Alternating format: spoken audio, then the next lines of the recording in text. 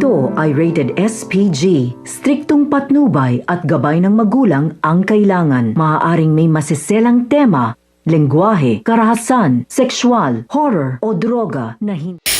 Nagkaroon na nga ng kapatawaran sa pagitan nga nito ni Hana at nito ni Christy dahil natuklasan naman nga nila na may gumagawa nga lang na isang tao upang mag-away nga sila.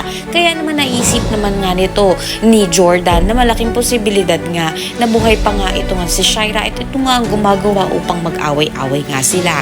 Susubukan naman nga nito ni Shaira na pasukin niya ang bahay nga nito ni Jordan upang sa gayon nga ay makuha niya na nga ng tuluyan ng kanyang anak na si Junior. Subalit, hindi naman magtatagal dahil na nga rin darating na nga itong si Jordan at kinakailangan na nga umalis nga nito ni Shaira at hindi pa rin nga niya magagawang makuha nga ang kanyang anak.